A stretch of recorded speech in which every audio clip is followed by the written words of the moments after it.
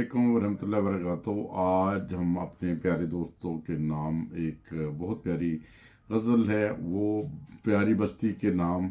ये एक बहुत अच्छी शायरी है। ਪਰ ਹੁਣ ਤਾਨਾ ਲੱਗਦਾ ਮੇਰੇ ਤੇ ਹੋਇਆ ਜੁਰਮਾਨਾ ਲੱਗਦਾ ਜਿੰਨਾ ਕਦਰਾਂ ਦਾ ਤੂੰ ਆਦੀ ਨਹੀਂ ਇਹਨਾਂ ਨੂੰ ਪਾਉਣ ਲਈ ਜ਼ਮਾਨਾ ਲੱਗਦਾ ਤਾਨਾ ਲੱਗਦਾ ਤੇਰੇ ਕੋਲ ਹਿਸਾਬ ਬੜੇ ਨੇ ਸਾਡੇ ਕੋਲ ਜਵਾਬ ਬੜੇ ਨੇ तेरे खंजर जहे सवाला सजना कीते दिल खराब बड़े ने हेरा फेरी सा तो वाकफ नहीं पर तेरा बड़ा याराना लगदा ताना लगदा हद दी हद कदे लंघे नहीं कदे बनौटी खंगे नहीं किरदार ते आए बस रो दईए इन्ने भी सजना चंगे नहीं जुबान तिलके ते डिग ही जाए ए ते मेरा बहाना लगदा ताना लगदा जिंदगी सौखी सौखी रखिए का तो टोका टोकी रखिए एक दूजे दी सुनिए कहिए एवें ना दिल रोकी रखिए इज्जतां नाल भी झगड़िया जांदा इहदे च की हरजाना लगदा पर तेरा प्यार हुण ताना लगदा मेरे ते होया जुर्माना लगदा जिन्ना कदरां दा तू आदी नहीं इन्हां नूं पाउण लई ज़माना लगदा।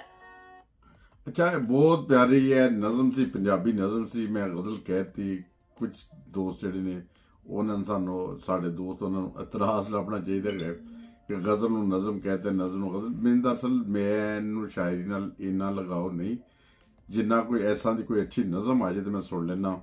तो बहुत ही प्यारे दोस्त आरिफ साहब बहुत अच्छे शायर ने, उन्होंने नाम ही फिर इस तरह भोला जी अमरीका तो उन्होंने नाम, उन्होंने दोस्त मेरे हम नाम ही ने नईम साहब बहुत जिंदा दिल इंसान ने, उन्होंने नाम भोला जी भी जिंदा दिल इंसान ने। सारे साढ़े जिन्ने भी दोस्त ने अल्लाह ताला दे फज़ल जिंदा दिल इंसान ने।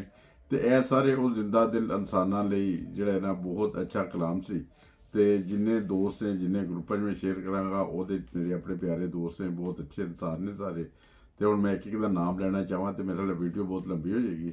तो बहरहाल सब नूं बहुत बहुत मुहब्बत भरा सलाम ते अल्लाह ताला सब नूं अपने समाज रखे। मैनू यह नज़म पंजाबी दा कलाम सी की सी जो सी मैनू अच्छा लग्या। मैनू इस तरह के सादा कलाम अच्छे लगते हैं जिहड़े कम से कम उत्तों नहीं लंघते तो बंदा किसी को मतलब पूछण नहीं जाता, उस फौरी तौर पर समझ आ जाता है। बहुत अच्छा कलाम लिखा है इस औरत ने, जिस औरत ने पढ़िया तो मेरे सज्जे खब्बे कन्ना च पढ़िया। ऐसा एडिट का कमाल है, वैसे मेरे कन्ना नहीं जो पढ़ेगा कि कई लोग ने उन्होंने इन्ना ही काफ़ी होंगे कि यार मेरे तो कन्ना च एक एक नहीं दो दो कन्ना दे विच सनाटियां ने, ऐसा सनान किते होण डे सी। ते मेरा कमाल है, एडिट का कमाल है कि मैं उन्होंने अपने कन्ना दे विच सनान ही ला लिया। बाकी परेशान नहीं होना, ठीक है। तो कई दोस्त ने वो मेरे चैनल में सबसक्राइब नहीं करते, वो इसलिए नहीं करते कि मिर्जा अमीर ना हो जाए। तो कोई गल नहीं, मैनू पैसे कोई नहीं आते तो मैं अमीर नहीं होंदा ना। परेशान ना होया करो, टेंशन ना लिया करो, रिलैक्स रहा करो। तो बेशक सबसक्राइब ना करो मगर ऐसा करें कि साड़ी वीडियो कभी कभी वेख लिया करो। कई बड़िया नॉलेज वाली वीडियो होंदियां ने, अच्छिया वीडियो होंदियां ने जिन्हें इन्फॉर्मेशन होंदी है ना। तो बाकी यह सोच के ना वीडियो स्किप कर दिया करो, खोलो ही ना वीडियो। यार मिर्जा की वीडियो आ गई यार, फिर मिर्जा पता नहीं वेला है, मिर्जा वेला है ना, मिर्जा वेला नहीं जगा।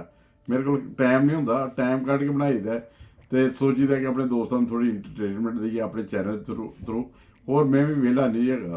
कुछ लोग समझते शायद वेला है तो दिहाड़ी दियां 3 दिन वीडियो चाढ़ता, वो 3 वीडियो चाढ़न लिए एडिट करने बहुत ज़्यादा टाइम चाहिए होंगे।